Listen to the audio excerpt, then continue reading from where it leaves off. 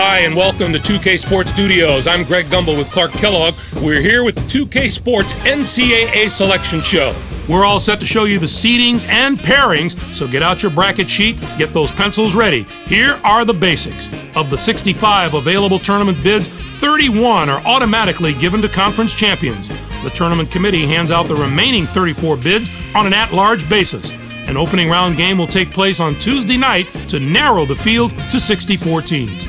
But before we unveil the brackets for this season, here's a look at the final top 25 media poll of the season. The rankings look a little different than they did last week. The Ohio State Buckeyes jumped all the way from the number 14 spot to number 9. They're peaking at just the right time, Greg. This is exactly the way you want to be playing going into the tournament. Also, a new team has fought its way into the top 25. The Arizona State Sun Devils break into the poll as the number 25 team. Now let's take a look at the NCAA tournament bubble and see which teams are sitting at home with their fingers crossed, hoping to see their name in the brackets. There are a lot of worthy candidates among these 10 teams, Clark. Which of these bubble teams stands out to you right now? South Carolina should be considered among the best of the major conference teams not holding an automatic bid. But there are plenty of non-power conference teams knocking on the door that may prevent them from getting an invitation. And we have a few more teams in similar position, right, Clark? Purdue had the chance to set themselves apart from the rest of the bubble teams, but they never could get over that hump and guarantee themselves a spot. I'm sure it's been a long week for those teams, but the wait's almost over. The NCAA Selection Committee has finished its meeting, and we're ready to unveil the top 4 seeds in this year's tournament. The Kentucky Wildcats are the top overall seed, and they will play in the East Regional. They begin the tournament as the dominant team in college basketball. They've been ranked number 1 in the media poll for the past 9 weeks. Let's see if they can live up to everyone's expectations. On to the second number 1 seed, who will play in the South Regional. The Florida Gators are seeking their 3rd NCAA championship in school history.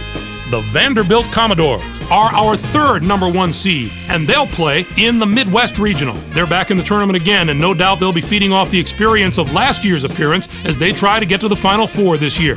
And finally, our 4th number 1 seed will play in the West Regional. The UCLA Bruins are in the tournament field as a number 1 seed for the 3rd time in the history of their program.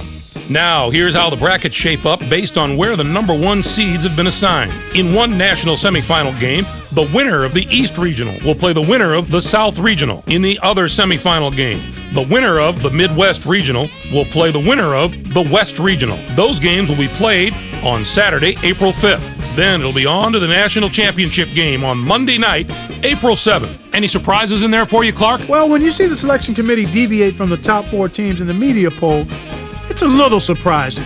They've opened themselves up to some criticism with these picks. So, with the number 1 seeds out of the way, it's finally time to tackle the rest of the brackets. First up, we take a look at the East Regional. The Kentucky Wildcats are the top seed, finishing at 27-5. They were winners of the regular season championship in the SEC. They will take on the winner of the opening round play-in game between Siena with 12 wins and Illinois Chicago from the Horizon League. And now, the number 8 seed, the Fairfield Stags, come into the tournament first in their conference during the regular season and were losers in their first game at their conference tournament. They're going to play the number 9 seed, the Maryland Terrapins, who were 8th in their conference, finishing at 19-13. Duke comes in as the number 5 seed, finishing at 19-11. And they will take on the 12th seed from the Missouri Valley Conference, the Indiana State Sycamores, with 18 wins. Georgetown enters the field as the number 4 seed from the Big East. This marks their 25th appearance in the NCAA tournament in team history. They'll be getting ready to face the number 13 seed, the Ball State Cardinals, finished the season with 19 wins. The Georgetown Hoyas are certainly a team to watch out for. They're a tremendous all-around team and have the ability to beat anyone on any given day. They didn't get to be one of the highest-ranked teams in the nation by accident. This is a dangerous team that knows how to win, and I would not take them lightly. The Arizona State Sun Devils are in as the number 6 seed. They'll be taking on the number 11 seed, the Georgia Bulldogs, with 16 wins. North Carolina comes in as the number 3 seed, finishing at 23-11. Fordham comes in to face them at number 14 with 17 wins in the tournament championship of the A-10 Conference. Our number 7 seed is from the West Coast Conference. The St. Mary's Gales had a tremendous year that included a regular season championship. They are going to play the number 10 seed, the Purdue Boilermakers, who were 3rd in their conference, finishing at 20-12. Next up is the number 2 seed. The Mississippi State Bulldogs have established themselves as one of the best teams from the SEC. They'll be going up against the number 15 seed, the Delaware State Hornets, with 20 wins. This will be their second appearance in the NCAA tournament in team history. What a tremendous regional final we'd have in this bracket if the number 1 and 2 seeds here make it through the first 3 rounds unscathed. That could be one of the games of the tournament. Next up, we'll take a look at the South Regional. The Florida Gators are the top seed, finishing at 28-5. They finished second in the SEC. They'll take on Mississippi Valley State's Delta Devils, the number 16 ranked team. This marks their 4th appearance in the NCAA tournament in school history, finishing at 18-11. Buffalo comes in to face them at number 9 with 22 wins and the regular season championship of the MAC. Nebraska enters the field as the number 5 seed from the Big 12. This marks their 7th appearance ever in the NCAA tournament. They'll be getting ready to face the number 12 seed, the San Diego Toreros. Finished the season with 18 wins. The Nebraska Cornhuskers will be an extremely dangerous team in this tournament, mainly because they have such terrific veteran leadership. Coaches love when they have guys on the floor that have been around the block a few times because they don't get rattled. They play with composure. I look at the experience of this team as something that could put them over the top. Iowa State comes in as the number 4 seed, finishing at 26-8. And they'll take on the 13th seed from the WAC, the Fresno State Bulldogs, with 20 wins. And now the number 6 seed, the New Mexico Lobos, come into the tournament first in their conference during the regular season and were winners of their conference tournament. They are going to play the number 11 seed, finishing at 20-13. The Miami Hurricanes are in as the number 3 seed. They'll be taking on the number 14 seed, the Cougars of the College of Charleston, with 22 wins. Next up is the number 7 seed. The Virginia Tech Hokies are the conference tournament champions from the ACC. They'll be going up against the number 10 seed, the Texas Longhorns, with 17 wins. They return once more to the very familiar surroundings of the NCAA tournament. Our number 2 seed is from the Big East. The Louisville Cardinals are on a hot streak, having just won their conference tournament championship. They're going to play the number 15 seed, the Black Knights of Army, who came in first in their conference tournament, finishing at 14-15. This bracket has the potential to give us a sensational matchup in the regional final if everything goes according to form and the top 2 seeds can survive the early rounds. On to our 3rd bracket of the day. Let's take a look at the Midwest Regional. The Vanderbilt Commodores are the top seed, finishing at 26-8. They were conference tournament champions in the SEC. They'll take on the Northern Arizona Lumberjacks, the number 16 ranked team. This is their 3rd appearance all time in the NCAA tournament. Our number 8 seed is from the Big South. The VMI Cadets come into the NCAA tournament as winners of their regular season and conference tournament championships. They're going to play the number 9 seed, the Arizona Wildcats, who were 8th in their conference, finishing at 18-13. The Baylor Bears are in as the number 5 seed. They'll be taking on the number 12 seed, the Blue Devils of Central Connecticut State, with 24 wins. Connecticut enters the field as the number 4 seed from the Big East. This marks their 28th appearance all time in the NCAA tournament. They'll be getting ready to face the number 13 seed, the Louisiana Lafayette Ragin' Cajuns. Finished the season with 20 wins. The Connecticut Huskies are a team that is just so powerful and strong up front. I would put their front court up against just about any other teams in the nation right now. It's always good to have strong guard play, but if you ask most coaches, I guarantee you they take the good big man over the good little man most times. Their interior play should serve them very well in this competition. Memphis comes in as the number 6 seed, finishing at 25-9. And they take on the 11th seed from the SEC, the South Carolina Gamecocks, with 17 wins. And now the number 3 seed, the Ohio State Buckeyes, come into the tournament first in their conference during the regular season and were winners of their conference tournament. They are going to play the number 14 seed, the Maine Black Bears, who came in first in their conference tournament, finishing at 20-11. Next up is the number 7 seed. The Clemson Tigers have established themselves as one of the best teams from the ACC. They'll be going up against the number 10 seed, the Kansas Jayhawks, with 19 wins. They return once more to the very familiar surroundings of the NCAA tournament. Pittsburgh comes in as the number 2 seed, finishing at 25-8.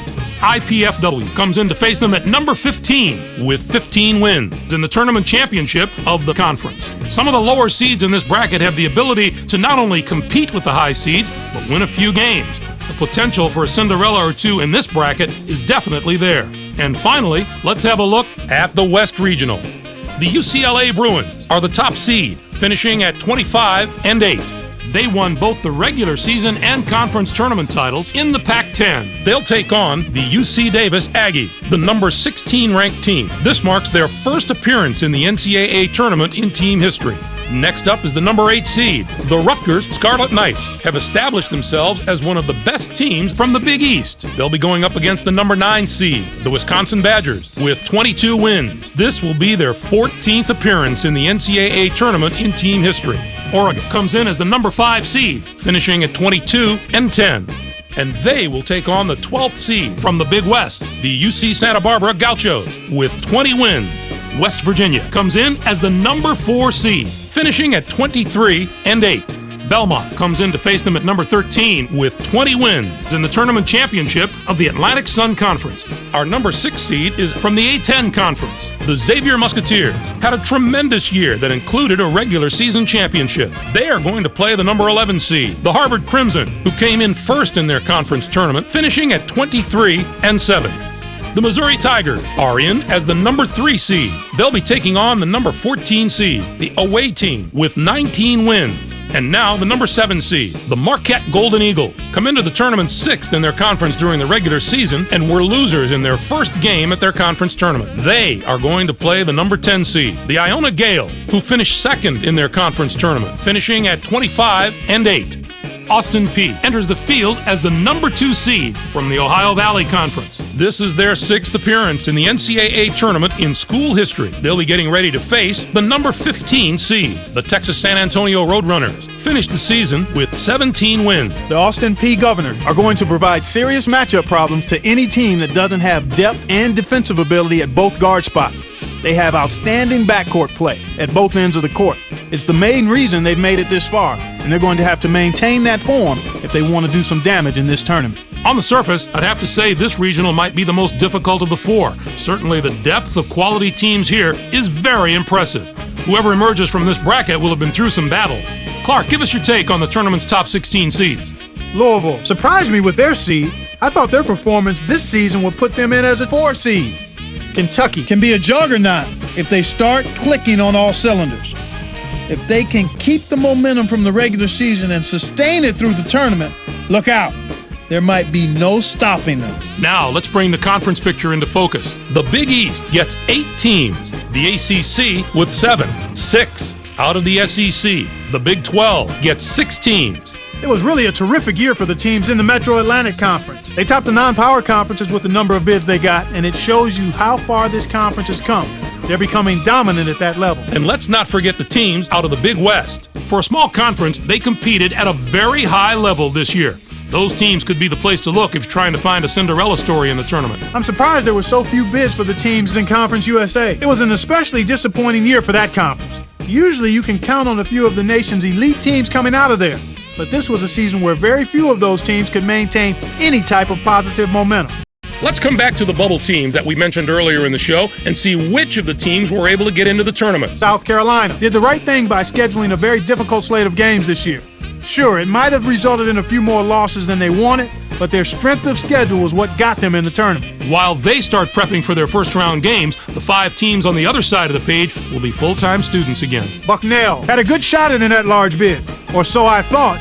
But the bottom line this year was the bubble was too crowded with major conference teams, and they got stuck on the outside. All right, Clark, now that we know all the teams and matchups, time to get the tournament underway and let the madness take over. Greg, it's going to be a fantastic tournament. We've got an outstanding field and a lot of sensational players. I guarantee there are some memorable moments soon to come. For my partner Clark Kellogg and for all of us here in the 2K Sports Studios, I'm Greg Gumbel. Thanks for joining us on the NCAA Selection Show, brought to you by State Farm, the #1 auto insurer. Enjoy all the excitement of the NCAA tournament.